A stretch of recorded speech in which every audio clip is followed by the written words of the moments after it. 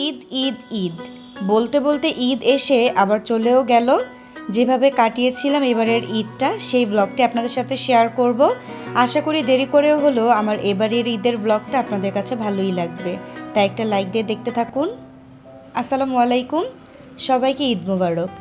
ঈদের দিন মিষ্টি মুখ করে দিনটা শুরু করে ফেললাম। সকালবেলা উঠে রান্নাবান্না করে এরপর দুপুরের খাওয়া দাওয়া করে তারপর আমরা বেরিয়ে পড়েছি। তো এখন প্রায় বিকেলের দিকে আমরা দুপুরের খাওয়া দাওয়া করেই সবাই রেডি হয়ে গিয়েছিলাম। আর এই যে যেতে পথে দেখেন আমার ছেলে বন্দুক নিয়ে কি দুষ্টুমি করছিল, তো তারই একটু ভিডিও করছিলাম। সাথে আমাদের নায়ক তো আজকে আছেই। তো আমরা সবাই মিলে আজকে ঘুরতে বের হচ্ছি।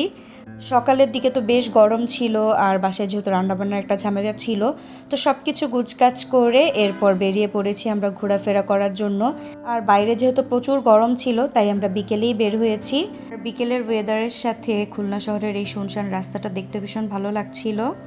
তো যাই হোক, আমরা কিন্তু পার্কের কাছে চলে এসেছি। আর আমরা আজকে এসেছি খুলনা মজগুন্নি শিশু পার্কে, যেটার নাম ছিল জাহানাবাদ অ্যাডভেঞ্চার বেস। তো এই পার্কটা কিন্তু এখনও কমপ্লিট হয়নি, এখনও এটার বিভিন্ন জায়গায় কাজ চলছিল। তো ঈদ উপলক্ষে যেহেতু খুলে দেওয়া হয়েছিল তাই আমরা চলে আসলাম। তো আমার দেবর এখান থেকে টিকিট কালেক্ট করে নিল। তো এবার এন্ট্রি সাইডে চলে এসে আমরা পার্কে এন্ট্রি নিয়ে নিচ্ছি। তো মা ছেলে একই সাথে এন্ট্রি নিয়ে নিলাম আর ঘুরে ঘুরে পার্কটা আমরা দেখব, সাথে আপনাদের সাথেও শেয়ার করব। তো শুরুতেই ছিল এরকম একটা চরকির মতো। তো এটাতে আমার ওঠার ভীষণ শখ, কিন্তু জানি না কেউ আমাকে উঠতে দেয় না কেন। সবাই বলে মাথা ঘোরাবে, কিন্তু আমার উঠতে কিন্তু খুব ইচ্ছা হচ্ছিল। তো ভেবেছিলাম শেষের দিকে উঠবো, পরবর্তীতে আর ওঠা হয়নি। তো এদিকে আমি আর আমার ছেলে আপনাদের হাই বলে দিলাম আর প্রত্যেককে কিন্তু ঈদের অনেক অনেক শুভেচ্ছা জানিয়ে দিচ্ছি। যদিও ঈদ অনেক দিন আগে চলে গিয়েছে আর আমি ভিডিওটা আপলোড করতে করতে একটু দেরি করে ফেললাম। তো যাই হোক, এরপর আমরা এই সাইডটাতে এসে বেশ কিছু পিকচার নিয়ে নিলাম। আর এখানে এই যে আমার দেবর তার স্টাইল নিয়ে পিকচার তুলছিল। আর এরপর আমরা বোটে উঠে গেলাম। ওয়ালিদ তো এই পানি দেখে বোট দেখে ওঠার জন্য বেশ পাগল হয়ে গিয়েছিল, ওর জন্যই আমরা তাড়াতাড়ি করে বোটে উঠে গেলাম। আর বোটের সাইডে অনেক ভিড় ছিল, তো আল্লাহর রহমতে আমরা তাড়াতাড়ি বোট পেয়ে যাই। আর এই পার্কটাতে আসার মূল কারণ ছিল হচ্ছে এই পার্কটাতে একটা প্লে জোন আছে।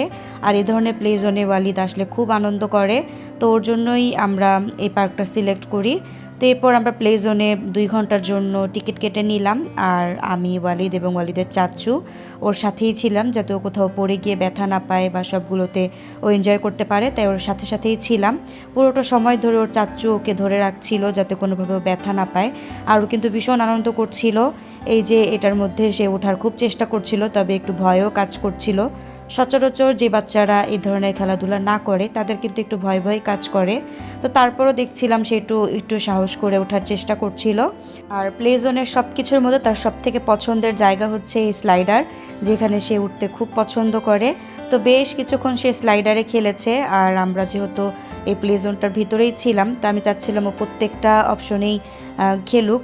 তো এখানেও নিয়ে আসলাম, এখানে সে সাইকেল চালাচ্ছিল আর বর্তমানে তার সাইকেলের প্রতি অনেক বেশি আগ্রহ কাজ করছে, অনেক বেশি সাইকেল চালানোর ইচ্ছা পোষণ করছিল।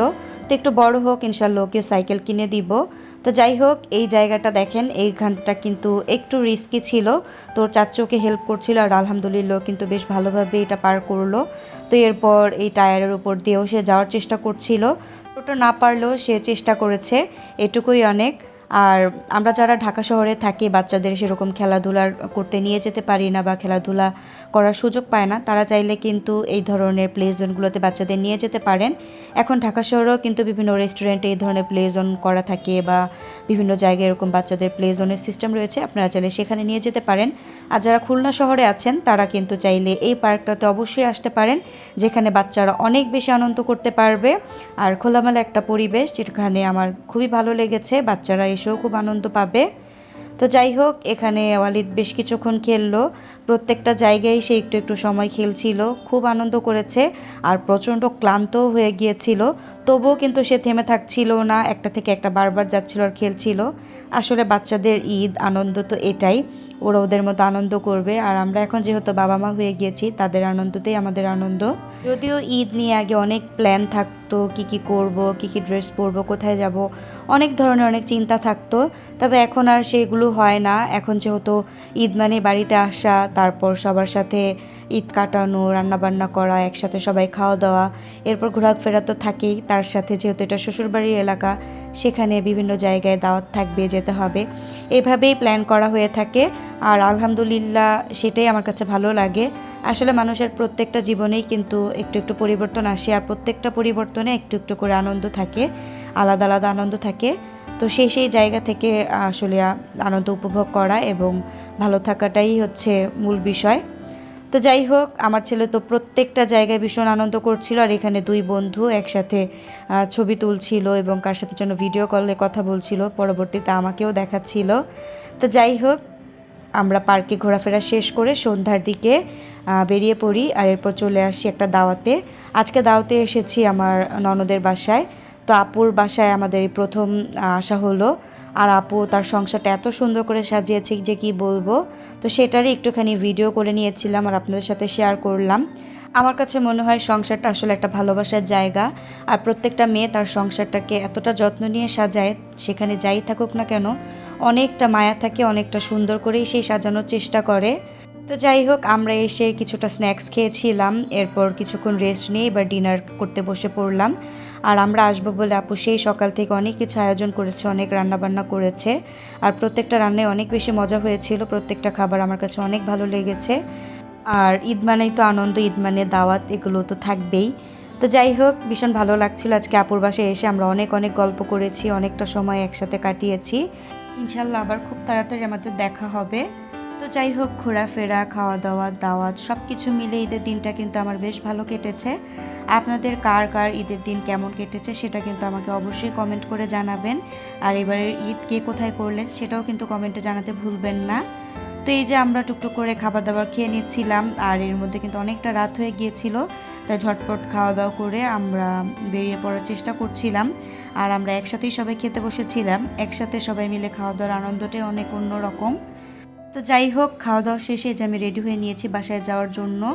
আর এরপর আমরা বাসার উদ্দেশ্যে রওনা করে ফেললাম। আর যাওয়ার সময় শুনশান এই খুলনার রাতের শহরটা দেখতে ভীষণ ভালো লাগছিল। তো আজকে খুলনার রাতের শহর দেখতে দেখতে আপনাদের কাছ থেকে বিদায় নিচ্ছি। দেখা হয়ে যাবে নেক্সট কোনো ব্লগে। সে পর্যন্ত সবাই ভালো থাকবেন, সুস্থ থাকবেন। আল্লাহ হাফেজ, আসসালামু আলাইকুম।